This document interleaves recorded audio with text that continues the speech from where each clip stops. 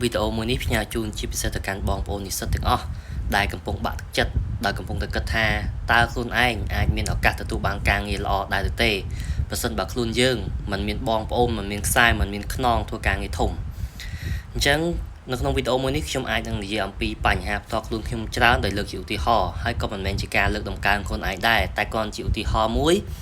đâm bay lực thực chất đạo bong bóng chia sẻ bong là con chia niết đại cầm bông từ sắc xa hai miền bành hà vui cầm vào lượng bành hà nằng chẳng sầm nhập khiêm to nhóm có chỉ cô nè cao cái đây mà nè ai từ xu bột khiêm bán nơi hàng ông từ sau hàng khai tay cáo hàng phun cái đây đến không ông từ sau sọc tam có khai tay cáo từ xu tới ai đằng hới nhóm cứ chỉ cô nè sọc xa dòng ca mà nè ở bốc nhóm còn miền chủng người 100 cái tăng bị khiêm nơi tiền nạn thị 4 hay còn miền chủng người 100 cái thời chủng này ở hai cái chỉ trán sầm nhập 10 chủng người quát mà đại nhóm vì muốn có thua nông bị chọc lụi cho mùi pá cả ba có chứ có mà đại khiếm tự thua chứ cảm cả là ní đồng trạng chẳng chi phiếu cụ xa khiếm cư dạp dân khăn mình tên tái cụ xa khiếm sắp tay chỉ nạ riêng đo tầm lại thì lỡ cả sắc xa ở bộ khiếm bà đam tha admin ấy lọ chỉ cả sắc xa thế có tha bà sân chỉ khiếm mình khất không tăng tay sắc xa thế chỉ vực khiếm nâng chọc hơi để sải con gì chẳng tức này tha pá khó thôn này để ba và đòi luôn là cô này chưa ngún mình ai miền là tập hiệp vào thả bị ca ở cô anh riêng và tỏ bản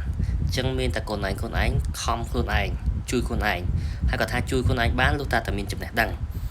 chẳng trăm dầm đầy nó từ trong khát khăm bằng prai riêng sốt mà đào bị bạch bọn này nhóm miền non mà ai thua càng nghe thông thế chỉ xem nó nông pin như có khi miền pu nó nông pin pin nè mến bàn tay cót mình men một tầm này ấy thông tôm để ai chui ở nhóm và lục nó cái càng như bạch bọn mang tê sót tay một chùm niệm xem bị khỉ ở bẹ bọn cái to từ sao hay ca được trong một liên hợp scope trên line nick trong một liên chủng nín này chụp bắp này tiết cố ra khi ông admin này chụp nín này chụp bắp miên tại ông không có slap rồi chẳng bảo tiếp tiếp tới không cố ra khi khỏi bây giờ ông không slap tới cứ này chụp bắp mới cứ miên được trong một này anh tiết đại liền chẳng bây được trong một liên tại từ đầu nó bị chỉ cho là cái gì tha liên chọc ở càng ngày thơ hay từ xa tại liên chụp nín này những to tại mình sai tại mình càng ngày thơ chúng tôi tua đâu nó bị năng tràn lưu tràn bàn tay chết đánh cho mình càng ngày thơ tăng tại việc trong liên cho làm tí mùi tụi bay càng nghi nó mình chỉ lọ tâm là chỉ chùm nồi cà tao bạc cái bật mén còn ta bị bẹ pon chỉ mùi năng ở vậy để dựng riêng chẳng khi ông ban riêng và đá ăn là bật to và đá chẳng ca sắc xa này vì thời chùm này pu này fly ca tại ban mà bị ca sắc xa thời trai pu liền mình tên cất mơ chúng thở khát khăm bằng bay riêng số tăng pi và thom rồi đào đủ xí lại thở đào xí lại chúng bật lon chọc lịnh mùi là hôn tăng pi mùi tạo tí đập bíខ្ញុំប្រឡងជាប់សិបកាយជាច្រើនពីវត្តអាដាមដស្ពីចាច័ន្ទសរុនខ្ញុំប្រឡងជាប់ជាសិបកាយរូបជាទូទាំងខេត្តលេខ1ទូទាំងខេត្តខ្ញុំប្រឡងបានដល់ទូទាំងប្រទេសផ្សេងទៀតខ្ញុំខិតខំប្រឹងប្រែងរៀនដោយសារខ្ញុំជឿថាផ្លែផ្កានៃការសិក្សានេះគង់តែទទួលបានហើយផ្លែផ្ការូបជាតិនៃផ្លែផ្កាដែលទទួលបានពីការសិក្សានេះគឺវាផ្អែមគួរជាទីកប់ចិត្តអញ្ចឹងខ្ញុំនៅតែជឿជាក់អញ្ចឹងទៅខ្ញុំខិតខំប្រឹងប្រែងរៀនពេលដល់សាកលវិទ្យាល័យនេះខ្ញុំនៅរត់តែខំរត់តែខ្លាំងដោយសារខ្ញុំគិតថាពេលដែលនៅសាកលនេះគឺជាពេលដែលត្រូវពង្រឹងដើម្បីអនុវត្តការងារជាងយកចំណេះដឹងនៃយើងរៀនមកធ្វើការងារអញ្ចឹងពេលហ្នឹងគឺខ្ញុំចាប់ឱកាសខ្ញុំខិតខំប្រឹងប្រែងរៀនសូត្រទៅក៏ស្គាល់លោកគ្រូអ្នកគ្រូមួយចំនួនធំក៏គាត់ណែនាំឱកាសការងារទៅនេះទៅនោះអញ្ចឹងទៅក៏ខ្ញុំបានការងារធ្វើរហូតដល់ចប់ទៅខ្ញុំបន្តថ្នាក់អនុបណ្ឌិតពេលកំពុងរៀនហ្នឹងក៏ខ្ញុំធ្វើការងារពាក់ព័ន្ធជាមួយអ្វីដែលខ្ញុំរៀនបដារហូតអត់ដែលមានពេលទៅនេះទេហើយជីវិតខ្ញុំមិនបាននិយាយនៅក្នុងវីដេអូមុនហើយគឺជីវិតខ្ញុំពិបាកវេទនាមែនតើពេលដែលខ្ញុំនៅរៀននៅសាកលវិទ្យាល័យនេះគឺពិបាកខ្លាំងដោយសារខ្ញុំត្រូវរកលុយសម្រាប់រៀនខ្លួនឯងផងរកលុយសម្រាប់គ្រប់គ្រងថ្លៃថ្នាំឪពុកខ្ញុំផងអញ្ចឹងគឺបន្ទុកច្រើនមែនតើហើយម្ដាយខ្ញុំគាត់មិនអាចធ្វើការអីបានដោយសារគាត់ជាប់មើលថែឪពុកខ្ញុំហើយខ្ញុំមានបងប្អូន2នាក់ផងមួយស្រីមួយទៀតអញ្ចឹងបន្ទុកវាច្រើនតែខ្ញុំមិននៅតែមិនបោះបង់អញ្ចឹងខ្ញុំខិតខំប្រឹងប្រែងរៀនសូត្រទៅក្រោយបញ្ចប់អនុបណ្ឌិតខ្ញុំក៏ចេញមករៀននៅសាកលវិទ្យាល័យហើយក៏ខ្ញុំទទួលបានឱកាសការងារជាច្រើនខ្ញុំគិតថាសម័យនេះបញ្ញាបត្រវានៅទីបដោយសារអ្នករៀនល្មមបន្លំដែលខ្ញុំមកថារៀនលេងលំក៏មានបញ្ញាបត្រដែរអញ្ចឹងដើម្បីចង់ឲ្យលេចធ្លោតើយើងរៀនដល់អនុបណ្ឌិតអញ្ចឹងក៏ខ្ញុំខិតខំប្រឹងប្រែងចប់បរិញ្ញាភ្លាមខ្ញុំតអនុបណ្ឌិតភ្លាមតស៊ូរៀនរហូតដល់ចប់អនុបណ្ឌិតពេលខ្ញុំចប់អនុបណ្ឌិតភ្លាមគឺផ្លែផ្កាទទួលបានច្រើនខ្លាំងមែនតើវាធ្វើជីវិតខ្ញុំផ្លាស់ប្ដូរសឹងតែ360ដឺក្រេមិនធំតែ180គឺ360ឱកាសការងារជាច្រើនរត់មករកខ្ញុំតែមិនមែននៅសុកមកទេដោយសារយើងព្យាយាមកសាង credit ច្រើនតែទី1គេស្គាល់យើងគេឃើញពីការតស៊ូរបស់យើងគេឃើញប្រវត្តិរបស់យើងអញ្ចឹងគេចង់ហៅយើងឲ្យទៅធ្វើការជាមួយគេផ្ដល់ឱកាសឲ្យយើងអញ្ចឹងខ្ញុំបានធ្វើការច្រើនកន្លែងណាពេលខ្ញុំចៅនំទៅនឹងភ្លាមអ chẳng ảo các ca nghĩ có với số chuyên muốn hay bạc cầm lái có việc ban trang chuyên muốn con pi con bảy hay chúng có việc các lại chỉ cứ một tiền là sự gặp chỉ lại thiệt chỉ biết xe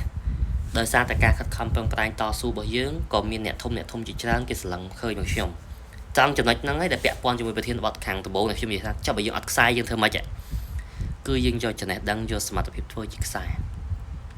យើងគ្មានបងគ្មានប្អូនគ្មានពូគ្មានមីងធ្វើការងារធំណាជួយយើងបានតែយើងអាចយកចំណេះដឹងហ្នឹងទៅជួយយើងបានធ្វើជាខ្សែយើងអត់មានពូធ្វើធំអត់មានអ៊ំធ្វើធំអត់មានម៉ែធ្វើធំអត់មានឪធ្វើធំយើងយកចំណេះដឹងយើងធ្វើឲ្យអ្នកធំហ្នឹងស្រឡាញ់ពេញចិត្តយើងទៅយើងយកសមត្ថភាពយើងហ្នឹងឲ្យគេឃើញទៅតែកាលណាគេឃើញថាយើងឆ្លាតគេចង់បដោះបដាយើងហើយក៏គេចង់ឲ្យយើងទៅធ្វើការជាមួយគេដែរអញ្ចឹងយើងបង្កើតខ្សែបានហើយមកដល់ពេលបច្ចុប្បន្ននេះខ្ញុំអាចដោយសារតែការខិតខំប្រឹងប្រែងតស៊ូហ្នឹងហើយទើបមានអ្នកធំម្នាក់ជួយខ្ញុំដែលខ្ញុំបានរៀនបណ្ឌិតជួយថវិកាខ្ញុំជាច្រើនជួយផ្ដល់យោបល់ខ្ញុំជួយតម្រង់ទិសខ្ញុំជាច្រើនមានអ្នកធំម្នាក់ដែលខ្ញុំហ៊ាននិយាយថាដល់ពេលបច្ចុប្បន្ននេះបើនិយាយតែឈ្មោះបង្ហើបបន្តិចគឺគេស្គាល់សឹងតែពេញមកស្រុកខ្មែរគឺគាត់នៅជាខ្នងមួយថ្ងៃឲ្យខ្ញុំយ៉ាងធំអញ្ចឹងរាល់ថ្ងៃគឺខ្ញុំមានខ្សែធំមួយតែខ្សែធំនេះសឹងថាមកស្រុកខ្មែរអ្នកណាក៏ស្គាល់គាត់និយាយអញ្ចឹងសុទ្ធតែឲ្យខ្ញុំឲ្យគាត់មានតំណែងអីគ្នាពីមុនមកអត់ទេតែសុទ្ធតែគាត់ស្គាល់តាមរយៈសមត្ថភាពរបស់យើងដែលគេស្គាល់យើងតាមបណ្ដាញសង្គមផ្សេងៗអញ្ចឹងទៅក៏គាត់ចាប់អារម្មណ៍យើងហើយគាត់ឃើញយើងជាមនុស្សដែលតស៊ូហើយបូករួមផ្សំទាំងចំណេះដឹងដែលយើងមានហើយនឹងការតស៊ូទៅគាត់ស្រឡាញ់ពេញចិត្តអញ្ចឹងយើងតបស្នងនឹងការដែលគាត់ជួយយើងត្រូវខិតខំប្រឹងប្រែងរៀនសូត្រចែកបលិចចំណេះដឹងបន្តទៅវិញត្រង់ចំណុចហ្នឹងហើយដែលខ្ញុំនិយាយថាចុះបើយើងគ្មានខ្សែធ្វើម៉េចគឺយើងបង្កើតខ្សែដោយខ្លួនឯងតាមរយៈចំណេះដឹងនិងសមត្ថភាពរបស់យើងកាលណាយើងមានចំណេះដឹងពិតប្រាកដមានសមត្ថភាពពិតប្រាកដអ្នកធំជាច្រើនគេរាប់យើងហើយជាក់ស្ដែងដូចខ្ញុំមកដល់ពេលបច្ចុប្បន្នពេលដែលខ្ញុំបានរៀនដល់បណ្ឌិតយើងក៏មានតំណែងកាន់តែច្រើនយើងបង្កើតខ្សែបណ្ដាញកាន់តែច្រើនមិនមែនយើងបង្កើតបាក់ពួករឿងពុកអលួយទេតែធម្មតាយើងរៀនដល់លំដាប់បណ្ឌិតដែរអញ្ចឹងច្បាស់ណាស់អ្នកដែលគេមករៀនបណ្ឌិតមិនមែនតូចតាចទេអញ្ចឹងយើងស្គាល់បងស្គាល់ប្អូនគេរាប់យើងជាមិត្តភក្តិគេឲ្យតម្លៃយើងជាច្រើនតាមរយៈការដែលយើងក្មេងឲ្យបានមករៀនជាមួយគេអញ្ចឹងគេក៏កោតសរសើរយើងអញ្ចឹងក៏គាត់ផ្ដល់តម្លៃឲ្យយើងគិតមើលពីមុនយើងតូចតាចតែមកដល់ពេលនេះយើងមានសិទ្ធិអង្គុយស្មើជាមួយរដ្ឋលេខាធិការមួយរដ្ឋមន្ត្រីប្រតិភូមួយអនុរដ្ឋលេខាធិការមួយអគ្គនាយករងលំដាប់មិនតូចណាគិតមកសិទ្ធិឯកឧត្តមលោកជំទាវចាប់ពីអគ្គនាយកឡើងលើយើងមានសិទ្ធិអង្គុយក្បែរគាត់ហូបបាយជុំគ្នានិយាយរៀបរាប់បញ្ហាទៅវិញទៅមកបើកចិត្តស្ដាប់គ្នាពឹងពាក់ពេលមានទរៈបាន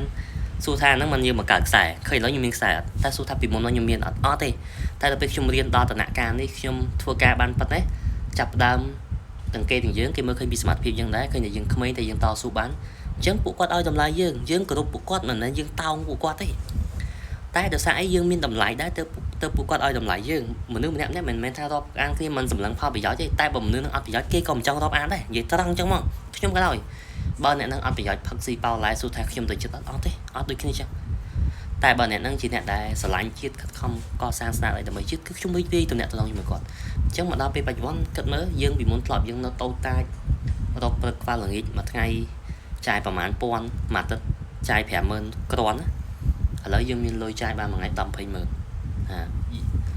យើងមានឱកាសអង្គុយស្មើជាមួយរដ្ឋលេខាធិការអនុរដ្ឋលេខាធិការអគ្គនាយកឯកឧត្តមលោកជំទាវជាច្រើន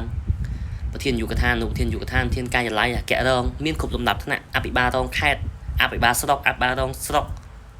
មានគ្រប់ទាំងអស់គ្រប់តំណែងគ្រប់មុខងារចៅក្រមព្រះអាជ្ញាកលាមជីសាការី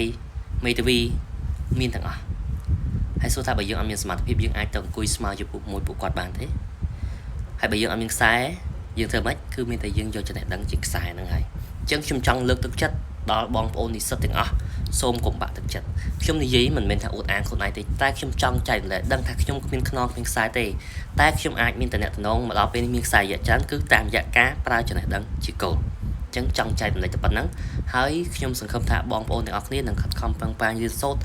ឲ្យមានជំនាញមួយច្បាស់លាស់ឲ្យមានជំនាញមួយពិតប្រាកដតើតើយើងជួយខ្លួនឯងបានទៅយើងជួយគ្រួសារបានទៅយើងជួយសង្គមជាតិបានបើយើងជួយខ្លួនឯងមិនបានទៅជាបន្ទុករបស់គ្រួសារជាពិសេសខ្លាចជាបន្ទុករបស់សង្គមជាតិទៀតបើចង់ជួយជាតិទៅជួយខ្លួនឯងជាមុនសិនអូខេអញ្ចឹងសូមបញ្ចប់ត្រឹមតែប៉ុណ្ណឹងបើមានចំណុចខុសឆ្គងសូមមេត្តាជួយយកជាស្រ័យសូមអរគុណសូមជម្រាបលា